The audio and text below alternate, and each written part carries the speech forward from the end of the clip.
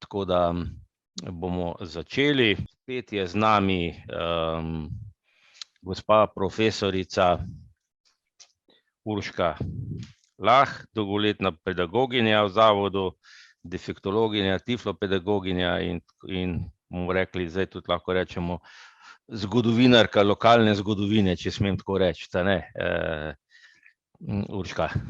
Ja, dober dan vsem.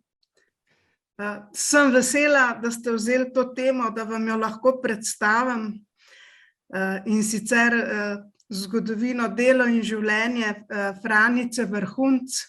Nekaj časa je bila ona tudi usmiljena, redovnica, usmiljenka pod imenom sestra Klara.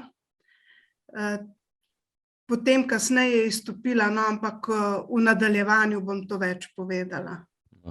Midva sva se pogovarjala, najprej sva se pogovarjala o Franici, potem o Minki, ali kakorkoli je že bilo, ne. In tako da smo fajn zdajle to obdelala, ne. Zdaj, zakaj je glih ta termin, ne, lansko leto smo zamudili 140-letnico. Njenega rojstva, ja. Ja, se pravi 1881, 10. junija, je to bilo v Kranjski Gori. In potem so pa rekli, dajva čim prej to narediti, no, in zdaj datum je bil 7. februar, ko je leta 64 umrla, ne, smo rekli, daj, Slovenci smo tak čuden narod, pa slavimo smrt velikih možev. Mislim, da ne bo zdaj kdo me narobe razumel, ne, pač malo v hecu, ali če že glih Prešerna, imamo smrt Prešerna, ne. No, in so rekli, pa dajva zdaj narediti okrog 7. februarja, ne, in je zdaj to ta termin, a ne. Zdaj, kot ste že rekli, a ne, ona se je pač rodila, so rekli, v Kranjski Gori, trgovcu Josipu in Frančiški, ki je bila rojena Gnida se pravi v Kranjski Gori, umrla je 7. februarja v Ljubljani. Začela se je šolati v Prašah pri Kranju. Kje so te Praše? A kdo ve? Praše, to je zdaj občina Mavčiče, čisto blizu Kranja, v bistvu. Čisto blizu Kranja. No, recimo Simon Jenko je od tam, pa zdaj recimo mogoče kdo pozna tudi tega, kaj je že, Juhanta, tega defektologa, ki veliko piše, on je tudi iz Praš. Pa Joško Gregorčič je tam blizu. To je taka, mislim, majhna vas, v bistvu, ampak takrat za tiste čase je bila kar zelo pomembna, no. Marko Juhant. Prosim? Marko Juhant. Marko Juhant, ja. Marko Juhant je tudi iz Praš. Pa Simon Jenko je bil iz Praš. Zanimivo. Ja. Ko si govori o Kranju, ja, okej. Simon Jenko. Ja, to je blizu Kranja, mogoče ne vem, 7 kilometrov do Kranja. Vmes so še 2-3 vasi, ob reki Savi. No, zanimivo, ne, meni je bilo zanimivo, tale Lihtenthurnov zavod, a ne, je v bistvu, to je bila tudi Agneza Zupan je tam učila, ko je bila tudi približno toliko stara, a ne, ta v Ljubljani. Ja, ta Lihtenthurnov zavod, to je v bistvu, so ga vodile sestre usmiljenke. Vinceta Pavlske pa. Nahaja se pa, recimo potem kasneje je bila pediatrična klinika tam, zdaj pa mislim, da je tale negovalna bolnica. Ja, včasih je bila pediatrična klinika, zraven je bila pa medicinska fakulteta. Zdaj je pa tam negovalna bolnica, no, tam je bil kot internat, kot sirotišnica, na drugi strani čez cesto je bila pa šola. No, ker prva učiteljica v tem Lihtenthurnovem zavodu je bila prav sestra od Toma Zupana, ne, Agneza Zupan. Ona je bila prva, ne, in je imela, ne vem, enih 5-6 učenk, ne. Tako da jaz imam celo nekaj zapiskov Toma Zupana, ko piše o tem, kako so ga odprli, kdo vse je bil prisoten in tako naprej, a ne. ko sem glih to Agnezo. Ampak dobro, dajmo zdaj mi... Ja, nisem jaz tako raziskvala, jaz sem pač No, ampak dajmo zdaj se mi... osredotočila na samo Franico, ja. No, dajmo pol mi zdaj, ti bom kar predal besedo, pa začni malo govoriti o tej naši prvi učiteljici. Zdaj, jaz bi samo eno vprašanje imel, a si mogoče zasledila, da ste se mogoče Minka Skaberne pa Franica Vrhunc, glede na to, da ste bile približno enako stare, so se v bistvu verjetno že kdaj prej srečale? Ja, tudi to sem malo raziskovala, ampak mislim, da do leta 1917 nisem nikjer zasledila, da bi se. Ne? Čeprav recimo po nekih podatkih naj bi tudi Franica hodila v osnovno šolo najprej v Kranj, čeprav jaz mislim, da najbrž so bile to bolj praše, ne vem točno, ker tistega podatka točno kje bi hodila Franica 2 leti v osnovno šolo, ne vem. To sta bili prvi 2 leti. Nekje piše Kranj, recimo v tistih dokumentih, bi rekla, uradnih dokumentih, ki se še hranijo v okviru Lihtenturnovega zavoda. Ampak po nekaterih podatkih v teh, ne vem, knjigah, ki so bile izdane, pa naj bi imelo celo Praše svojo šolo, zdaj kdo bi tam učil, pa pojma nimam. Recimo, vem, da Simon Jenko je hodil v Smlednik osnovno šolo. Tako da, ja, jaz prvič zasledim, da ste se srečali leta 1917. No, čeprav njuno življenje je bilo, kako bi rekla, kar precej podobno, a ne?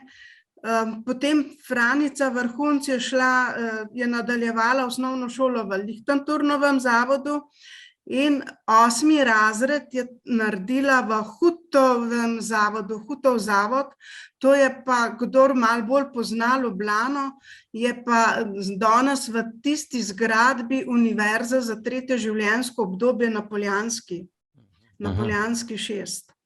Včasih je bil tam ta Hutov zavod, recimo še Josip Kobal je hotel malo deložirati tiste ljudi, ki so tam noter potem po prvi svetovni vojni stanovali, da bi pač pa še ostanek ene privatne šole je ostal v tej zgradbi in on je hotel, da bi pač rešil problem zavoda za slepe, a ne, da se ne bi selili izven Ljubljane, da bi pač prišli v tja na Poljansko 6, a ne.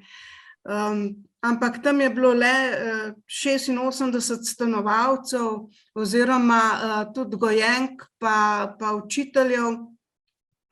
S tem bi mogoče zavod sam rešil, ampak bi pa naredil kar nekaj, bi rekla, socialnih problemov zraven, ne. Mislim, da jaz Josipa Kobala sem brala vse te njegove razne članke pa te peripetije, ki so se okrog takrat njegovega vodstva dogajale. Mislim, da mogoče bi on z neko drugačno komunikacijo mnogo več dosegel, ampak to je moje mnenje, ne. Težko bi rekla karkoli drugega. Ja, pa če se vrnem nazaj na Minko Skaberne pa na tole Franico Vrhunc, obe sta tako veliki zato, ker sta združili, bi rekla, moči. Ne? Franica Vrhunc je bila, bi rekla, tisto gonilo. Minka Skaberne je pa znala to tudi napisati.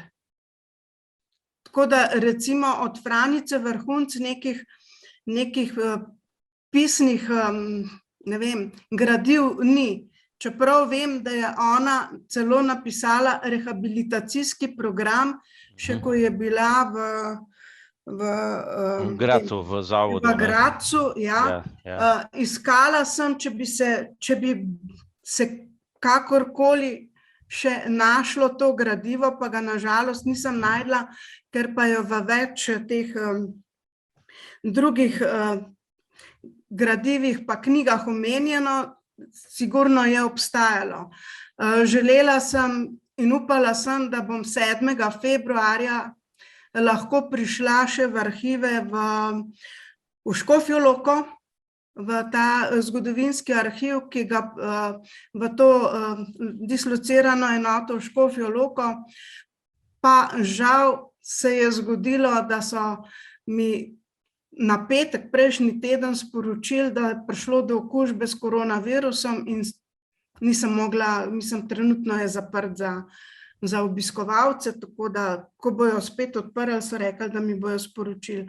Če bi slučajno se tam še kaj najdlo, glede na to, da je potem, da je to rehabilitacijo odraslih, pravzaprav pa dom slepih prišel v Škofjo Loko.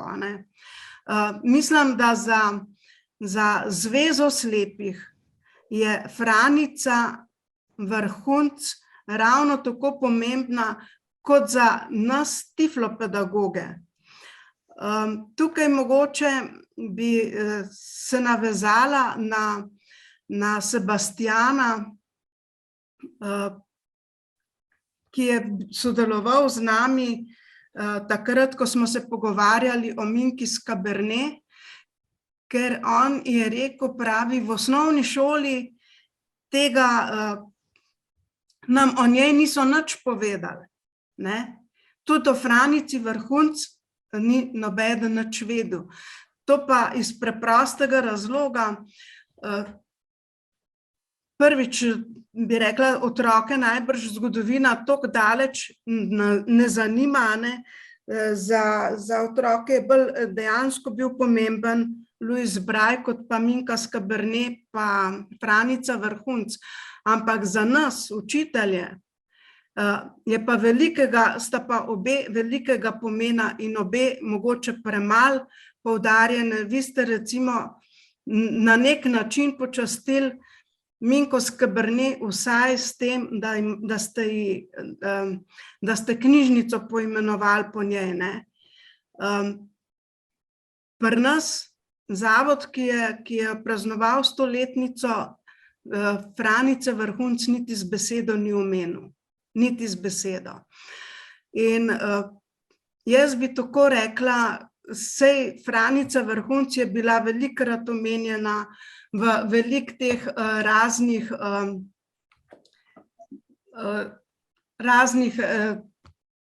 ne vem, pot k svetlobi, ki jo je izdalo zavod ob kateri letnici, 80, ob 90. letnici.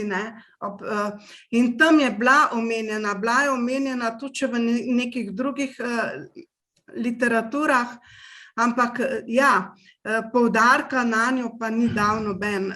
In recimo, jaz sem za njo zgolj slučajno pravzaprav zvedela, pa bi lahko brala recimo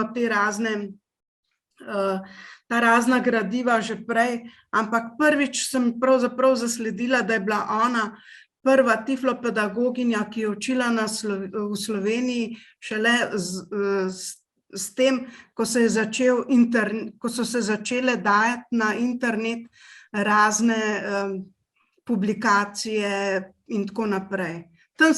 Tam sem pravzaprav jo prvič zasledila.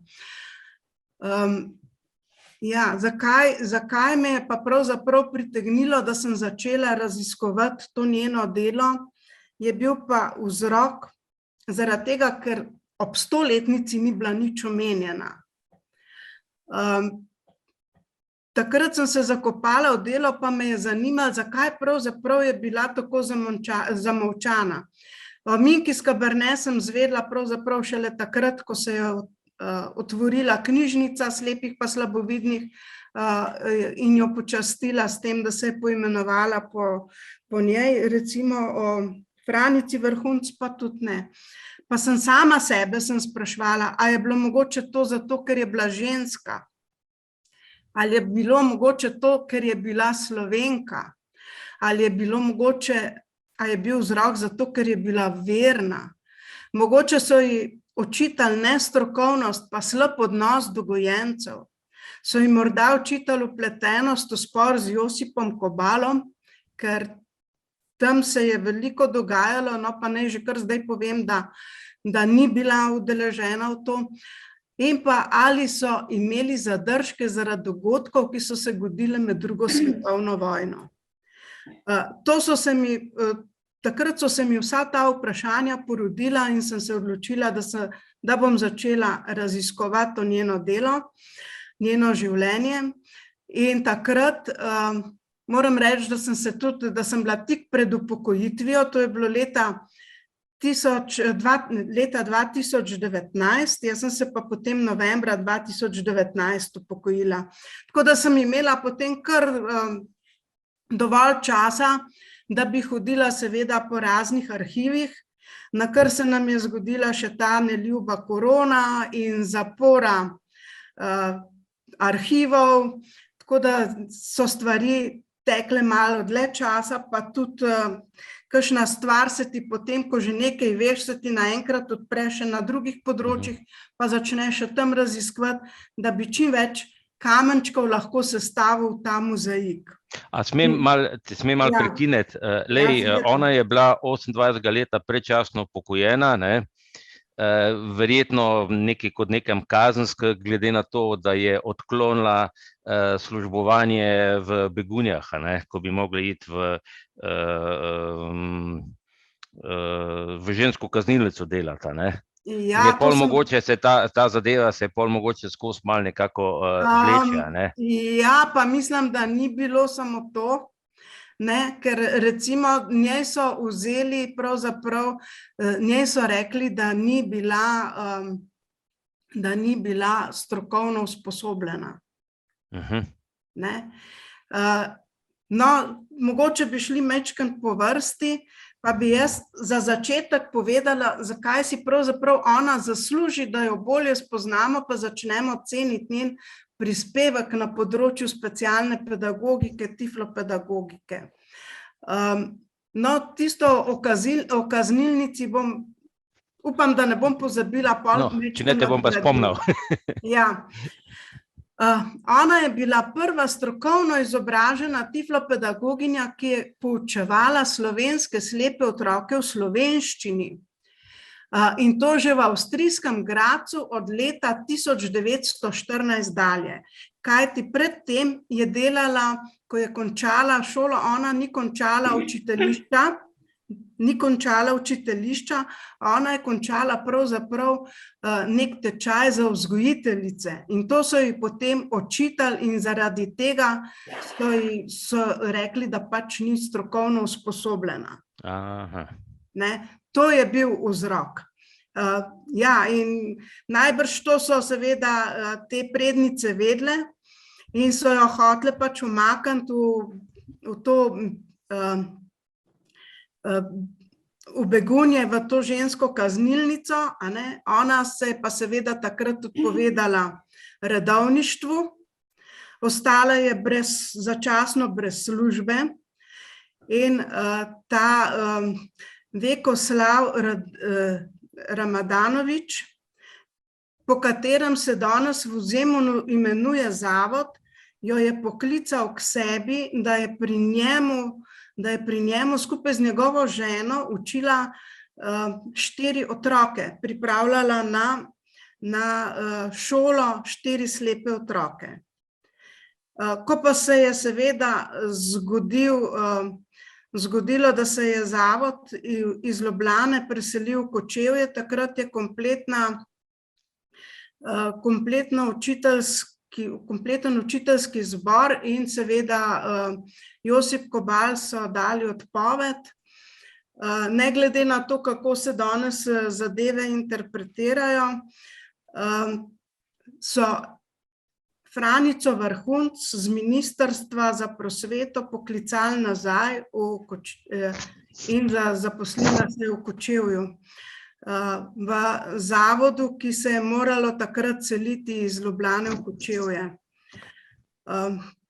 No, dobro, zdaj sem spet malo zašla, da sem majčkeno objasnila, kaj se je zgodilo pravzaprav. No, pa če grem nazaj, zakaj si zasluži pravzaprav Franica, da je ženska, ki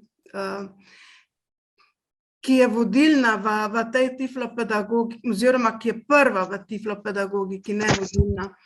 Že med Prvo svetovno vojno se je zavzemala za pravice slepih slovenskih vojakov in na to opozorila slovensko javnost prek različnih časopisov. Svoje znanje je prenašala na svoje sodelavke, ne glede na to, da so ji to oporekali. Preprečila je, da bi se zavod v Kočevju ukinil in bi se morali slepi izobraževati v Zemunu v Srbiji. V tem času je prišel v Kočevje namreč odposlanec Ministrstva za socialno politiko iz Beograda z nalogo, da likvidira Kočevski zavod za slepe. Slepe gojence so nameravali preseliti v Zemun. Odposlancu, ki je bil glasbeno pa res vsestransko izobražen, so slepi pevci tudi zapeli. Ob izjemnem glasbenem nastopu je odposlanec izjavil: zavoda, ki tako lepo kulturno deluje in ki dosega take uspehe, zavoda ne bomo zaprli. In zavod je ostal v Sloveniji. Ta zbor je vodila Franica Vrhunc takrat. Med drugo svetovno vojno je pod vodstvom zdravnikov oskrbovala rane po poškodbah, pripravila register slepih in slabovidnih po diagnozah in izboljšanja in poslabšanja očesnih stanj. Zato so jo zdravniki imenovali tudi prvo slovensko tiflologinjo. Delo s slepimi je sprejela za svoje poslanstvo in ga je kot tiflopedagoginja nesebično vršila. Od začetka Prve svetovne vojne, to pomeni skozi vso Prvo svetovno vojno, do konca Druge svetovne vojne. Tega ji niso preprečile niti težje oziroma težke razmere med obema vojnama, niti ideološko razdeljeni Slovenci, niti starost med Drugo svetovno vojno.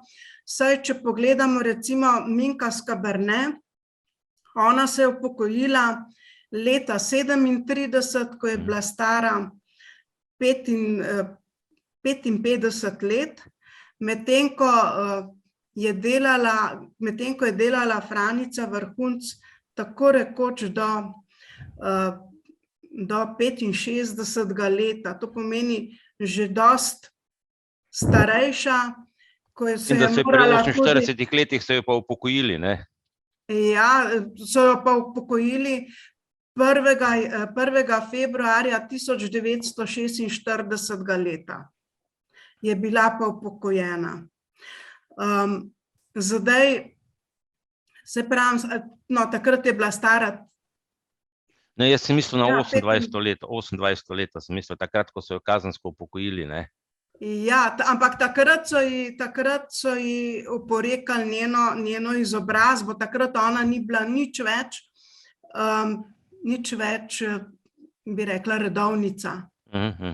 Ona je izstopila marca leta 1921 iz redovne skupnosti in od takrat naprej je skozi civilno delovala. Mislim, sam nekaj bi te rad dopolnil, če smem. Zdaj sprašujemo se, odkot pravzaprav njej toliko znanja z tega področja. Moramo povedati, da je bila na Dunaju, nekje na eni v bistvu, kaj jaz vem, kako rečem, specializacija ali kaj je bila gor nekje na Dunaju in je tam spoznala cel kup teh defektologov. Ja, če lahko jaz to nadaljujem. Izvoli. Če lahko jaz to nadaljujem, ja.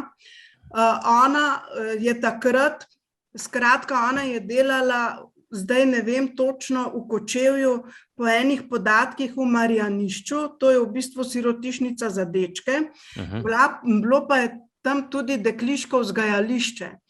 Po mojih po mojih predvidevanjih je delala v dekliškem vzgajališču, tako kot v Lihtenturnovem zavodu v Ljubljani, takoj po tistem, ko je dala te zaobljube. In sicer, kako recimo je ta njena pot se peljala. Ona je recimo končala, bi rekla, ta tečaj za vzgojiteljico in še istega leta je vstopila v redovno skupnost Svetega Vincencija Pavelskega. To so, najbolj jih poznamo pod imenom sestre Usmiljenke in je šla v Graz. Mogoče še kot zanimivost, zakaj so te sestre Usmiljenke prišle v Graz in zakaj so se pravzaprav slepimi ukvarjale. To v bistvu so v Graz prišle 3 sestre Usmiljenke iz Francije in ena od teh je bila slepa. In tam je potem pravzaprav začela nastajati ta skupnost. No, in zdaj Franica Vrhunc se je mogla pa skupaj še z eno svojo, bi rekla, sodelavko, ki sta bili v Kočevju, to je bila ena Katarina Nosan, sta mogli zapustiti ta zavod, ker ne bi bil potem, da tam ne bi bila vojaška bolnišnica, ker takrat se je že nakazovalo, da bo prva svetovna vojna. In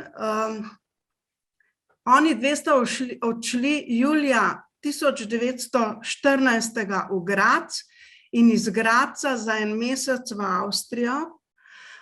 Franica naj bi se izpopolnjevala še tudi v nekih drugih zavodih, koliko to drži, jaz ne vem, sigurno pa je bila na Dunaju.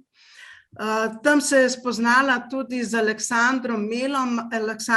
Aleksander Mel je bil takrat, bi rekel, glavni tiflopedagog, ki je hotel, da se tudi metodologije pa didaktike po celi Avstriji nekako poenotijo, da pridejo na nek višji nivo. Na Dunaju je bil zavod, je bil, bi rekla, državni zavod, medtem ko v Grazu je bil privatni zavod, ker so ga vodile sestre Usmiljenke. Mislim, da se tudi Minka Skabane na njega sklicuje, kako je treba delati z slepimi.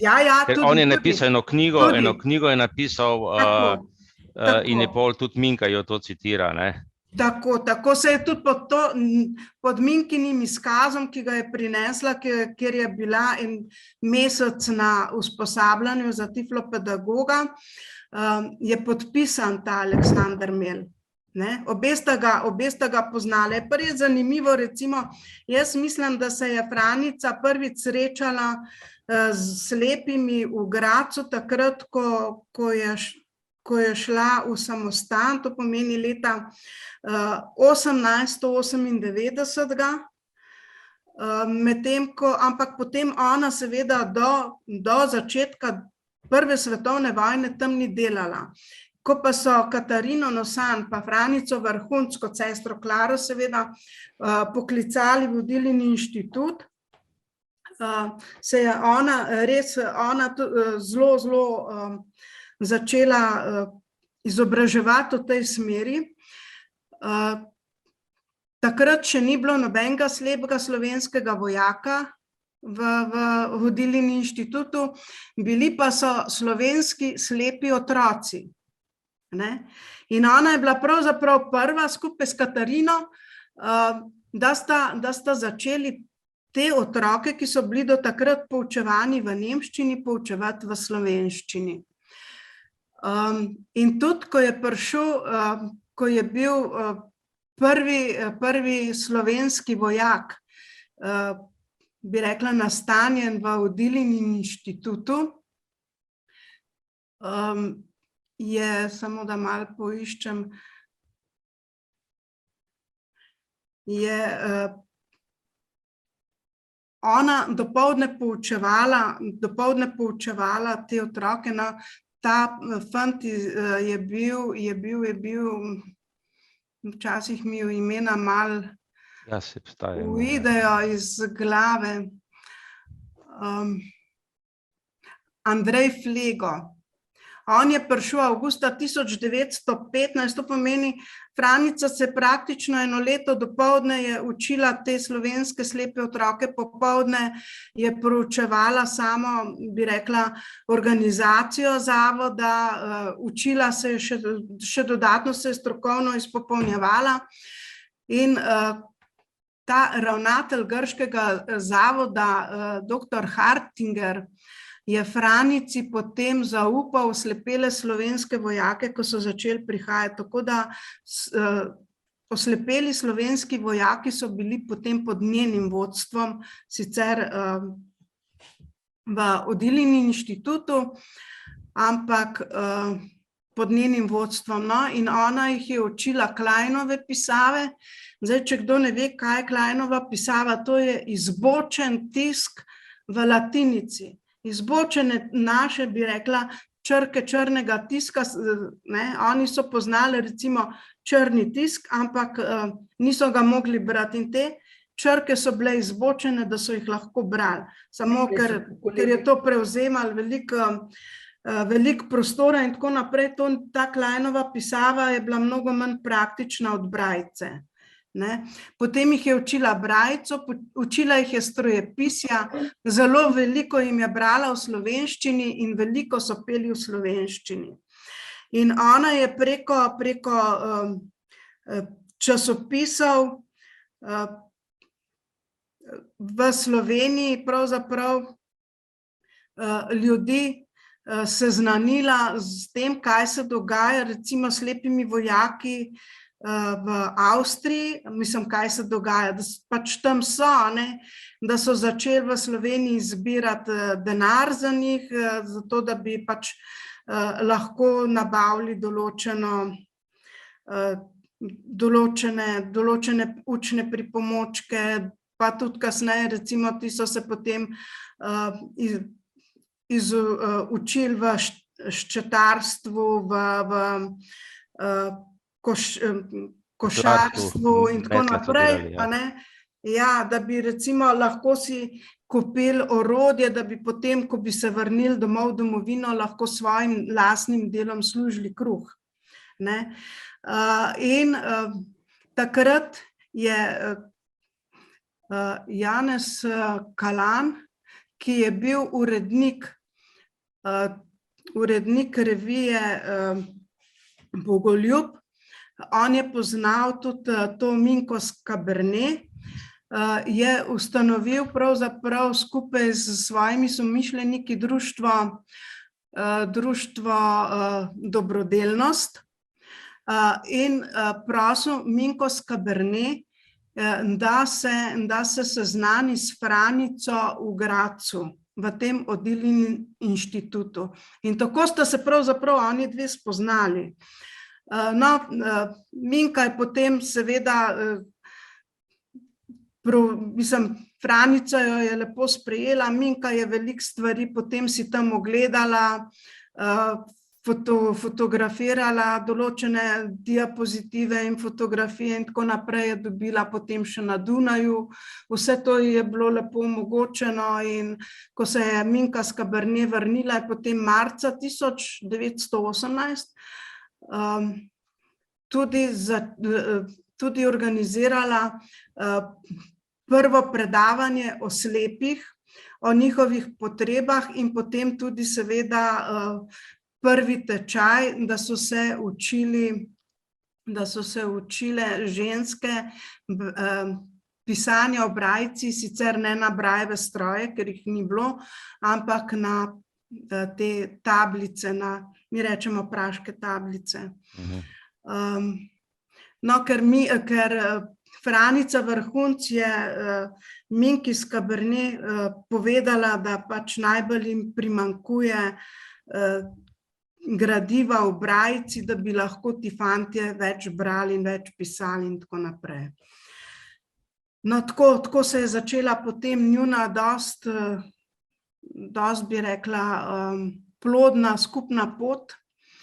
Minka Skaberne v nekih svojih zapisih tudi napiše, kako težko je bilo pravzaprav že v letu 1918, ko se je videlo, da Avstro-Ogrska vojno izgublja, so začeli v Sloveniji Avstrijci pleniti slovenske časopise in njej onemogočati, da bi pisala v slovenščini.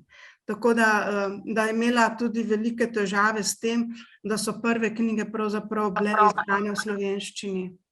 Ja.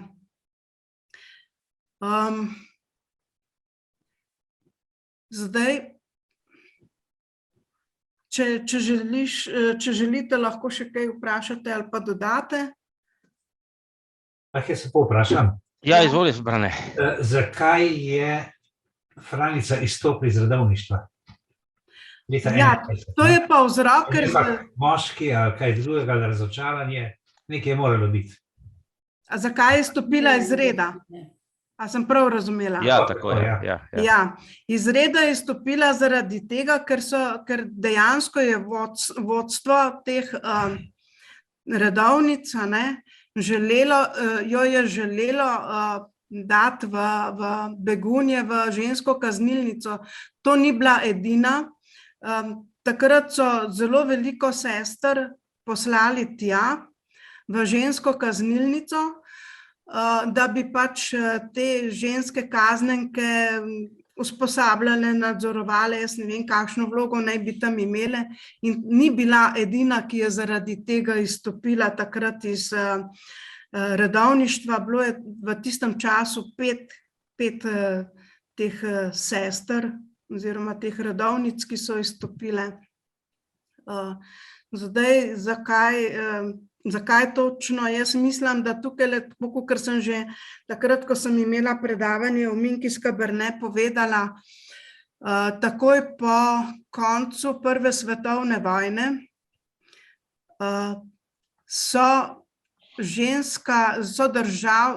učiteljem oziroma učiteljicam državnega učiteljišča takoj dali naziv profesor. Drugače sta bili pa še dve privatni šoli oziroma učiteljišče, ženska učiteljišča, ki so jih vodile uršulinke. Brala sem dokumente, prišli so mi pod roke v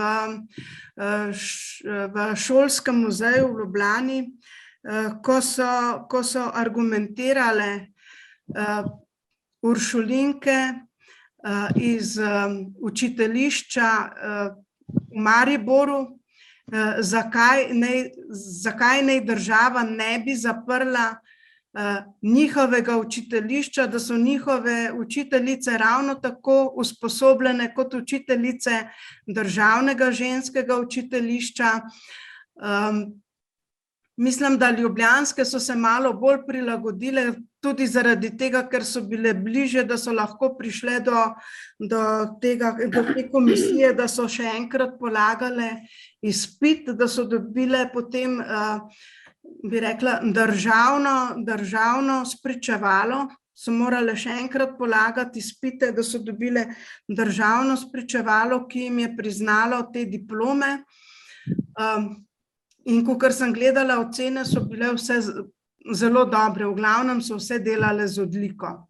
Mariborske so pa poskušale to najbrž že zaradi tega, ker je bilo pač Maribor ni bil tako blizu takrat kot danes, recimo, ko rabiš eno uro, da prideš iz Maribora v Ljubljano. In ja, so prosile skoraj vsako leto posebej, da se jim podaljša ta status in tako naprej, država jim tukaj nikakor ni stala ob strani. Tako da jaz mislim, da zaradi tega so potem hoteli, da pač določene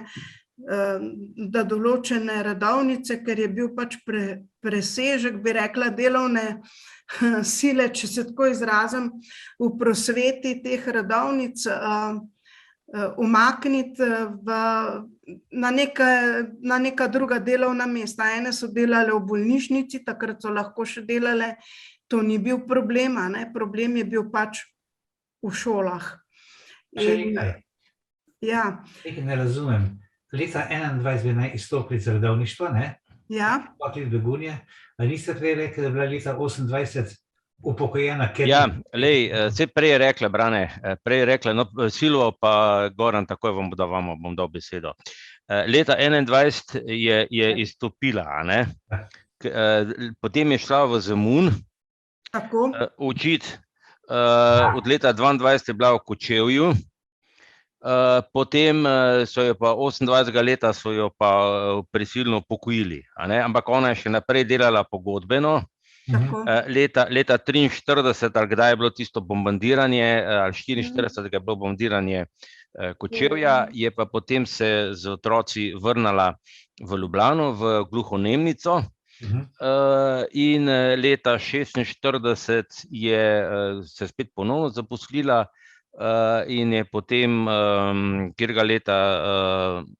Ne, 45, ne, tukaj, ja, če lahko samo to... Popravi me, ja. Ja, ona je bila ves čas zaposlena, ona je ves čas delala v zavodu v Kočevju. Ko je prišla iz Zemuna so jo poklicali iz Ministrstva za prosveto, da naj se vrne, ker niso imeli nobenega usposobljenega kadra več. Takrat je prišel namesto tega Josipa Kobala en Fran Merlak, bi rekla, izjemen za današnji čas, recimo, ne vem, ampak on je prišel v konflikt ravno tako s Kobalom in s Kabernetovo in najbrž, recimo, jaz ne vem, v glavnem, njega so potem pač odstranili iz zavoda. Namesto njega je prišel nekdo, ki se to je res, mislim, če bi imela čas, da bi vam to res po vrsti razlagala zdajle. Bomo še kak zoom naredili. Eden, ki se je pisal Metlika, Ivo Metlika, ki je prej delal v tem domu, v invalidnem domu v Celju.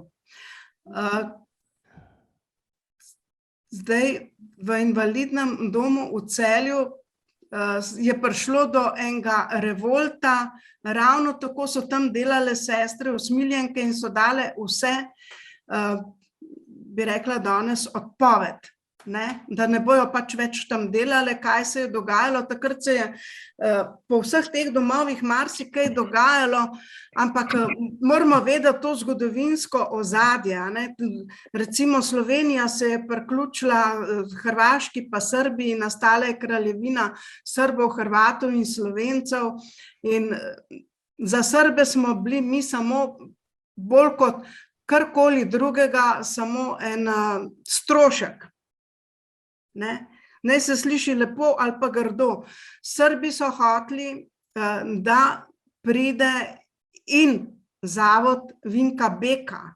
To pomeni, takrat še seveda ni bil zavod Vinka Beka, ampak je bil pač zavod za slepe v Zagrebu in zavod v Kočevju, da se vsi ti gojenci premestijo v Zemun. To pomeni, prej so bili v Gracu, so bili recimo 200 ali pa 300 kilometrov stran od doma, potem bi bili pa 600 kilometrov stran od doma, pa glih tako bi tu jezik govorili. Skratka, bi bilo še slabše. In takrat je Franica prišla, kaj sem hotela reči? In tam Metelko ali Metelki je pa pol prevzel, ali kaj? Metlika, pardon. Ja, potem, recimo zelo veliko se je zamenjal teh, bi rekla, vodij tega zavoda. Na koncu je zelo dolgo časa zavod vodila pa Mira Dobovšek. Ja, se jo spomnim še. Jaz tudi. Ja, potem imam pa jaz eno vprašanje. Pa ste mogoče tudi kdaj slišali za Franico Vrhovec? Ja, to smo slišali od teh starejših ljudi v centru slepih po Škofji Loki. Od teh starejše slepe so mi pripovedovali, da je bila ona zelo stroga strašno stroga, če so kaj naredile hudega, to je bilo malo pretirano, večerje niso dobile, pa izredno. Mislim, jaz žal nisem slišala, da bi jo pohvalile. No, se to mene zanima, ne? Zakaj pravzaprav, kaj je bil vzrok, ker jaz sem slišala samo to, da zaradi tega, ker je bila klerikalka. No, ampak glih to mi zdaj pa ni glih čisto jasno. Padla, se mi zdi. Prosim? Tudi kakšna klofuta je padla. Z drvami. Silvo, no daj ti, da ti damo besedo. S poleni jih je tu pa tam, kjer ga malo mahnila. No, Silvo, povej, ja. Slepi otroci drva sami nositi, ne, iz nevarnice pa zakuriti pa to. A lahko mečkam bolj na glas govorite? Ja, prav, torej, jaz sem slišal, da je tu pa tam koga z drvom malo mahnila, ne, Ja. če ni bil, ne. Skratka, ona je bila, jaz to smatram kot neke sorte načelnost, namreč, da jih je kaznovala za požarjena, ali karkoli, no, tak sem Ančka tebe razumel, ne. Ja, tako tudi, ja. Ja, je bila pač načelna, ne, ampak prestroga, mislim, za današnje merila je to askeza, ne. Ja, Bi pa vas, gospa Lahova, opozoril na neko stvar, ravno o tej Dobovškovi, ne. Ta Ja. Dobovškova, kolikor so meni znani podatki, je od leta 1927 Ja. bila v Kočevju Ja. in jaz se spomnim 69. leta ob 50-letnici zavoda, sem jaz poleg nje stal, jaz jo spomnim se še kot mlajši človek, ne. Ja. Pa bom tudi o Dobovškovi povedal, kako so to bili, kakšne sorte ljudje so to bili, bom tudi to povedal, ne. Skratka, ona je takrat pripravljala ene slike in sem jaz takrat, mene je pa ta zgodovina zavoda vedno zanimala in sem o tem celo enkrat pisal v Ampaku, ampak zelo slabo, moram reči, sebe kritizirati, zelo neugodno, ni bilo to dobro. A vas lahko, gospod Silvo, prosim, da mečkam bolj na glas govorite, ker vas ne slišam. Ne vem, torej, 69. leta se zdaj slišiva? Ja, zdaj vas razumem. 69. leta sem jaz poleg nje stal, ko je pripravljala razstavo slik Ja. in sem jo spraševal eno in drugo, ne, in je rekla, ja, da to so dobro. In jaz sem mislil, vam sugerirati, če so kakšni zapisi Dobovškove, od tam bi potem našli lik Vrhunčeve, mogoče nazaj, retrogradno. mogoče. To je Ja, ena saj pot. jaz imam. To je ena pot. Ker pazite, vi ste prej malo napačno navedli, Veljko Ramadanović je bil, ne? Žena pa je bila Katarina. Dobovškove ni več. Ne, jaz pravim. Od Veljka Ramadanovića sem govorila, da žena od Veljka Ramadanovića je bila tisto leto skupaj z Franico Vrhunsko, sta bila v Zemonu, sta pripravljali otroke za osnovno šolo. Ja, to je. Samo vi ste rekli takrat Vekoslav, zato sem mislil. Kaj sem rekla? Vekoslav. Vekoslav Ramadanović ste rekli, nič hudega. Veljko je bil. A ja, Veljko, ja. Pa Katarina sta bila. Damo še Goranu besedo. Goran. Jaz bi pa rad vprašal neko vprašanje. Glede, da je ona delala za sklepe, hotela to narediti, kar je naredila, a Cirku je ni želela podpreti, da je morala izstopiti iz tega reda? Ja, zdaj, kaj točno je bilo, da je mogla izstopiti iz tega? Ni mogla, ona je hotela izstopiti, ker ni hotela iti delati v žensko kaznilnico. Ne? Ona ni hotela delati, niso je nagnale. Mogoče je bilo celo preponiževalno, ne? Kaj pa vemo? Ja, pa se vsak ni za vse, ne? Recimo, jaz tudi ne bi delala v kakšnem domu, ne vem, v kakšnem prevzgojnem domu, sigurno ne. Pač vsak ni za vse. No, ta aspekt vas poskušam navesti, ne? Če je Dobovškova kakšne zapise pustila, ker pazite, Dobovškova... Ja, seveda. Ja, Dobovškova je, veste, to so bili taki ljudje, ko smo mi bili v zavodu, ona je imela v zavodu Dobovškova svojo sobo. Ja. Kadar je ona tam, so rekli, počiva, tiho hoditi, nihče ne sme z ničemer, da se ja gospa ne bi zbudila. Veste, to so še bile metode, res take, Ne? Ja, samo naj povem, da so bile take metode posod, ne samo v zavodu, tudi v rednih osnovnih šolah, da sem jaz tako metodo na sebi doživela, recimo, ker nisem slišala dobro, pa me je zlasala učiteljica v 3. razredu, ker nisem znala odgovoriti na eno vprašanje, pa ne zato, ker ne bi znala, ampak zato, ker nisem slišala. Ja. Pa sem prjokala domov, pa je rekla, mami, saj, ko boš pravi, z leti boš to pozabila, ko boš odrasla, sploh ne boš več vedela za to. Pa še zmeraj vem, pa je bilo to v času socializma, to je bilo leta 67. Ja, vidite, Petričeva Danica je tudi bila taka stroga ženska. To je od tega tiskarja, oziroma ki je ustanovil tiskarno, po katerem se tiskarno imenuje, to je tudi zanimiv lik. Imel sicer kratko zgodovino med slepimi in to verjetno veste, je umrl zaradi iskanja dela za slepe. Ja, nesreča je bila, ja. Ja, prometna.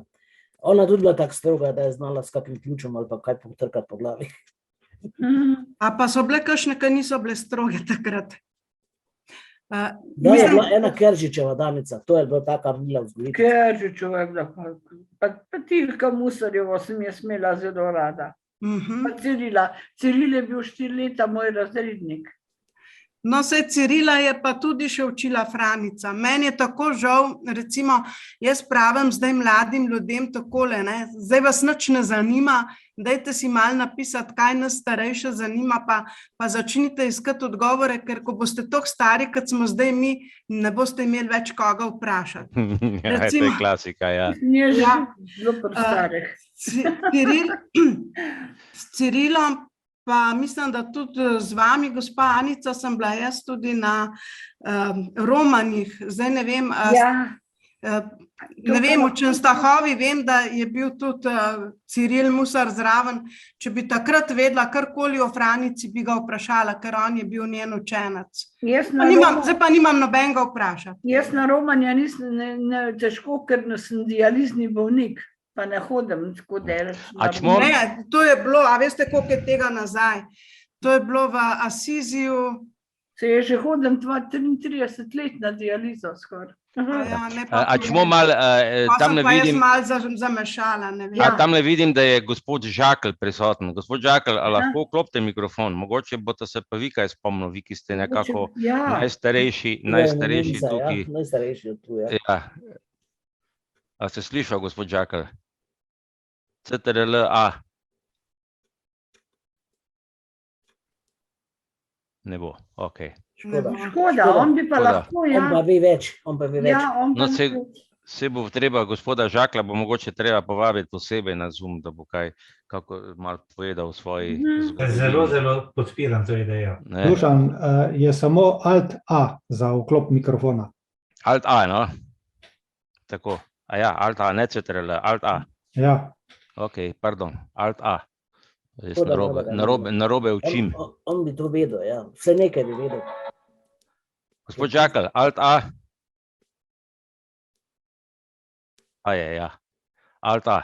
Dobro, idemo naprej. Kaj smo hoteli reči? A lahko jaz samo še nekaj povem v zvezi z drugo svetovno vojno pa s Kočevjem? Ja, izvoli. Kočevje je bilo takrat zelo na udaru. Italijani so bili pač tisti, ki so zasedli Kočevje in se je zavod s svojimi sodelavci, seveda delavci, mogel temu tudi podrediti in tisti oblasti, ki je takrat bila. Zdaj te otroci so bili zaupani, takrat so bile recimo Franica Vrhunc, Mira Dobovšek je bila vodja tega zavoda, takrat potem je bila Vilma Kralj. Vilma, ja. Da jo tudi spomnimo še mi. Ja, no tako. Mene je biologijo učila. Tako, in one pravzaprav so morale sodelovati z okupatorjem, zato da so ščitile življenja otrok, ki so jim bila zaupana. In potem je v nekem trenutku leta v letu Samo da pogledam, da ne bom letnic preveč kaj narobe.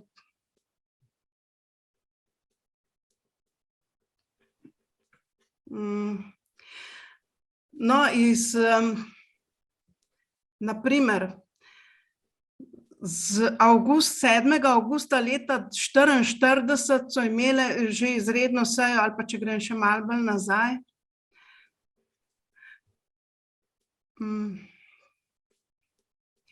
No, Franica je bila v času druge svetovne vojne zadolžena najprej za prvi razred, za glasbo pa za zdravstvo. 3 dni po pričetku pouka v decembru 1943 je bil zavod ob bombnem napadu poškodovan. Žrtev k sreči ni bilo, prestali pa so veliko strahu in groze. To se da videti iz zapisnikov teh konferenc, ki so jih imele vsak mesec učiteljice. Iz ruševin jim je uspelo rešiti nekaj hrane, oblačil in dokumentacije ter strokovnih knjig. Veliko uničenega pa je bilo pomembnega arhiva, kot je kronika, fotografije, pohištvo, nekateri predmeti so bili v tem času tudi ukradeni. Marca 1944 v Kočevju v zavodu v tem času delujejo le 3 učiteljice. Upravnica Dobovškova, potem Vilma Kralj pa Iva Vivot Pregl, če se kdo spomni. V bombnem napadu je bil zavod uničen v tolikšni meri, da pouka ni bilo več mogoče nadaljevati. To je bilo marec 1944. Čakali so na toliko varne razmere, da bi se lahko v vojaški avtokoloni preselili z učenci v Ljubljano. V tem času je bilo v zavodski šoli le 6 učencev. Franica Vrhunc pa je v začetku februarja, to pomeni predtem, že 1944, en mesec predtem, spremljala v Ljubljano na bolnišnično zdravljenje eno izmed gojenk. Ker je bilo v bolnišnici na očesni kliniki kar nekaj oslepelih otrok in mladostnikov, ki so še potrebovali bolnišnično zdravljenje, je začela poučevati te otroke v Ljubljani.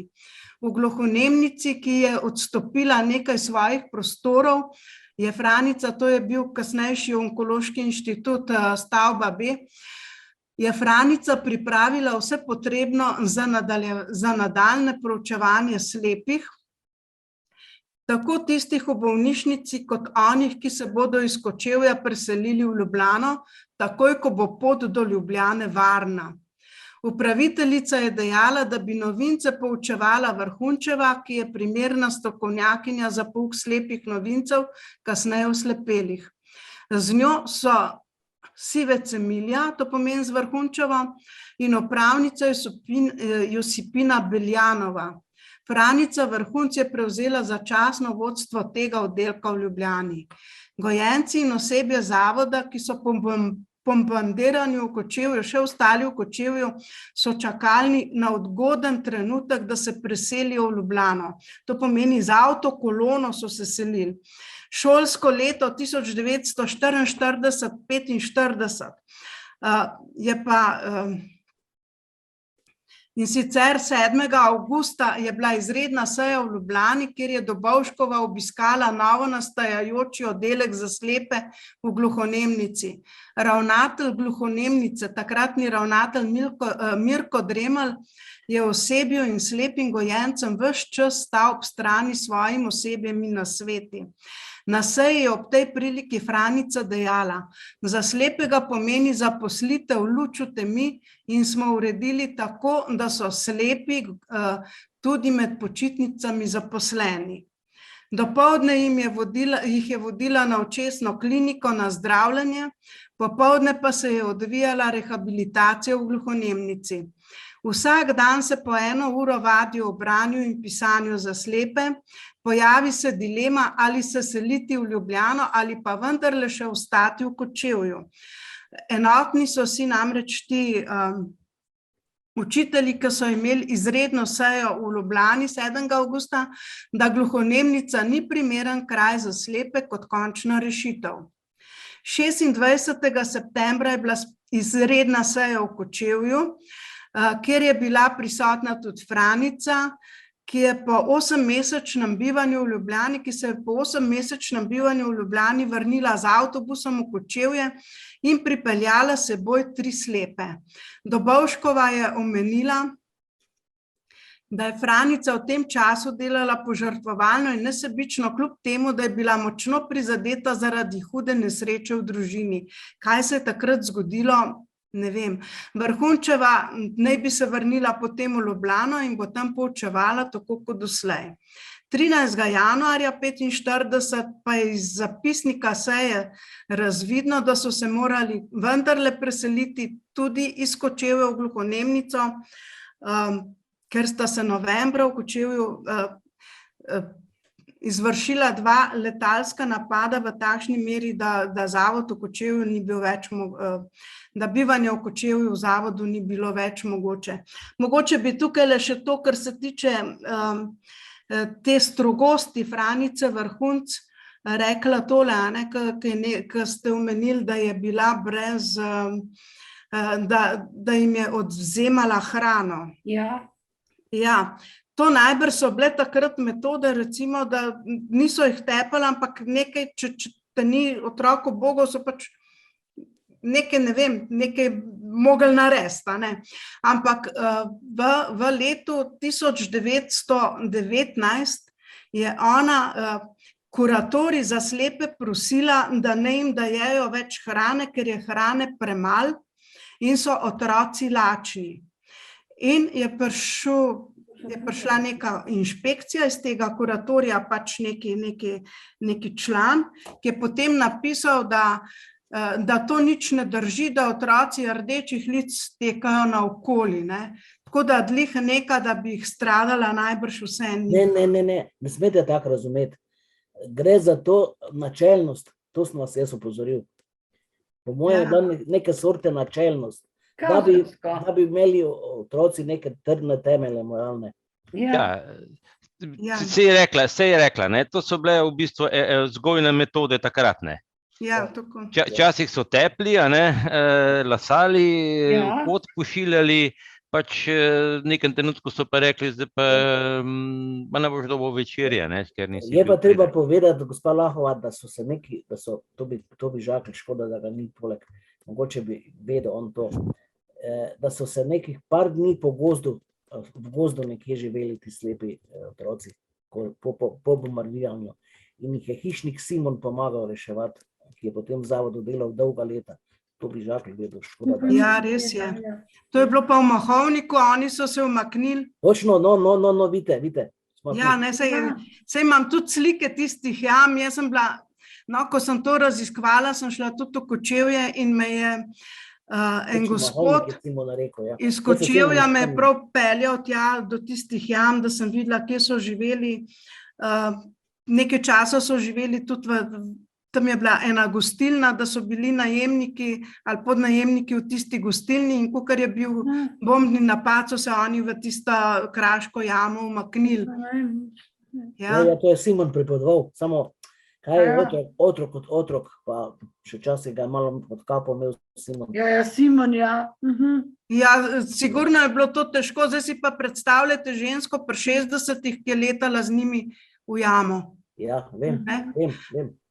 In če pomislite, recimo, Minka Skaberne je bila 1 leto mlajša, 37. leta se je upokojila, pa je recimo bila, pač ona je res očuvala recimo gradivo v Brajci in tako naprej in je bilo to super, ne? Ja. Ampak recimo, če bi Franica Vrhunce upokojila pri, ne vem, leta 37, mogoče bi bila vseeno bolj gor vzeta, kot pa, ko je, ne vem.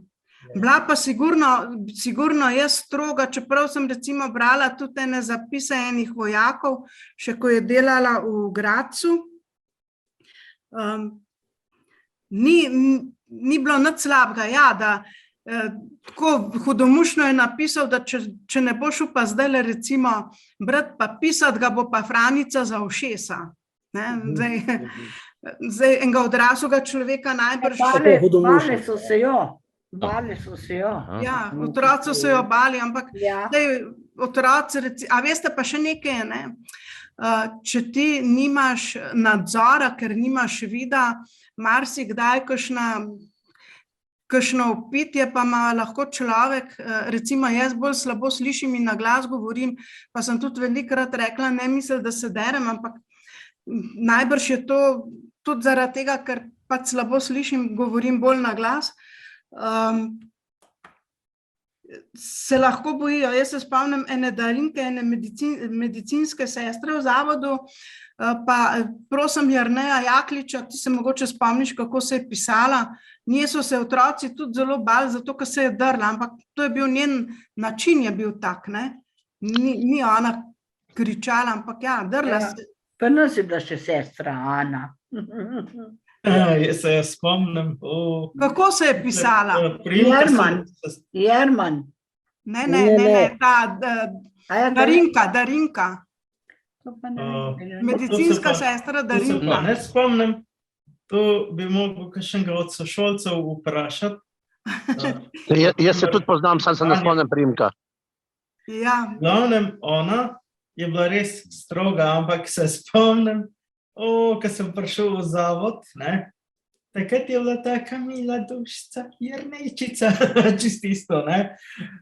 Se spomnim tisto, je tako bila taka drugač prijazna, če si pa kaj javkal, ko so ti zobe rihtali ali pa špikali, kaj si tak, kaj si taka mevža, potrpal pa na nek tak način, ne. Drugač pa ni bila tako slaba. No, ne zdaj v pokoju, ne. Ja, že dolg. V redu. Ja, ni bilo lahko. Mi dva z Ančko sva brala, ampak škoda, Ančka, da se je tisto uničilo, to sva že večkrat po telefonu rekla. Je bila ena Elizabeta Pohorec, ki si delala zapiske.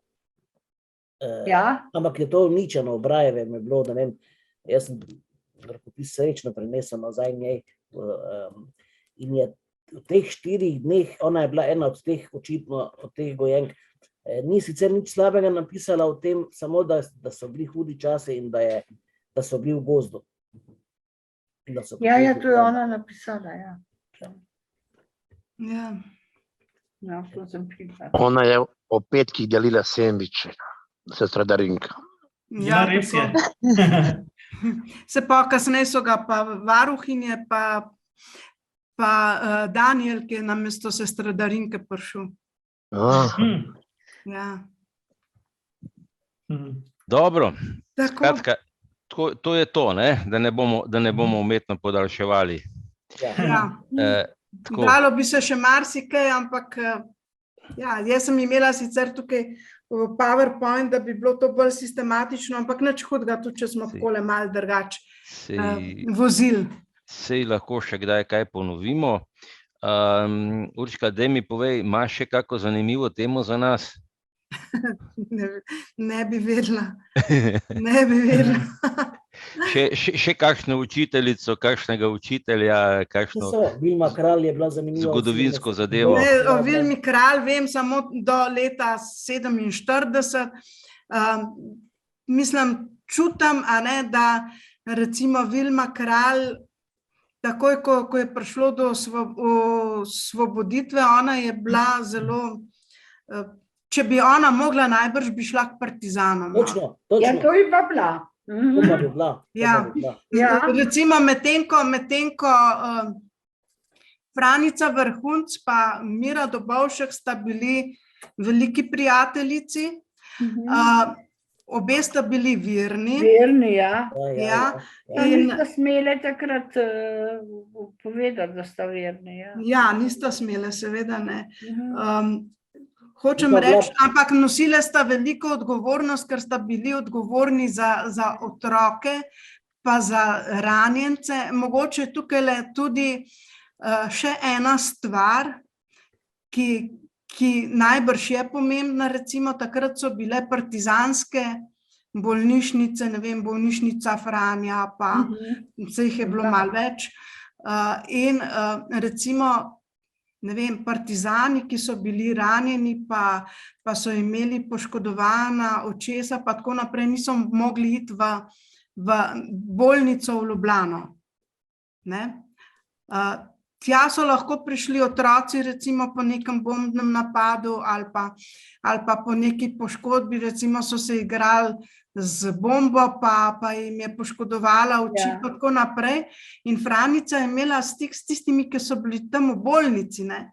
Lahko, poleg tega, recimo, no, zelo sem vesela, da slišim to, da je bila pretirano stroga, ampak najbrž ni bila edina pretirano stroga tam, da je bil lahko tudi kakšen očitek, ne, njim si pomagala, recimo, pa mogoče so kakšnega potem od teh, ki so bili v bolnici, tudi odpeljali, pa se veste, kaj se je takoj po drugi svetovni vojni dogajalo, to je pač samo moje razmišljanje, mogoče ni prav, da to sploh takole razmišljam, ampak res,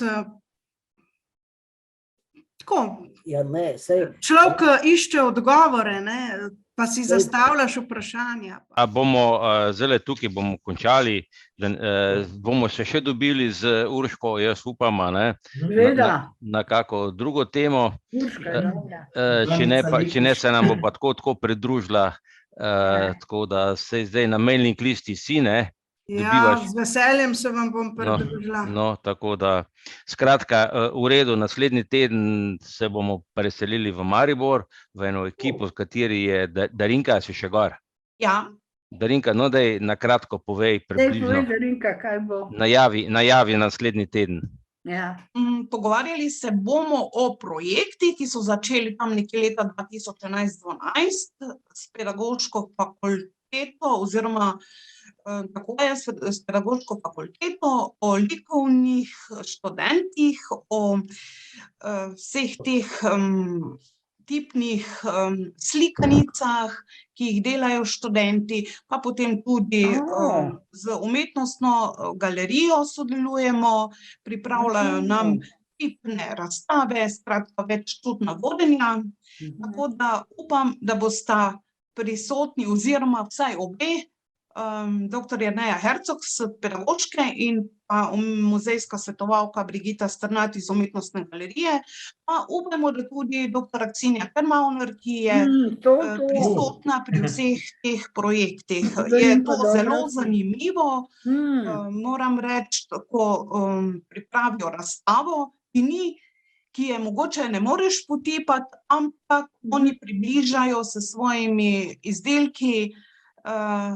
na način, da lahko tudi slepi oziroma močno slabovidni kaj odnesejo in pa seveda o zvočnih zapisih, ki jih imamo, pa še kaj. Naj še kaj ostane presenečenje mogoče. Jaz bom k temu dodal še samo to, da leta 2019 ste dobili Valvazorjevo nagrado in bomo pa več o tej nagradi in vsem tem bomo pa se slišali na naslednji teden, a ne? Hvala, da ste bili danes je malo krajša zadeva, ampak nič hudega bo pa drugič daljša, a ne?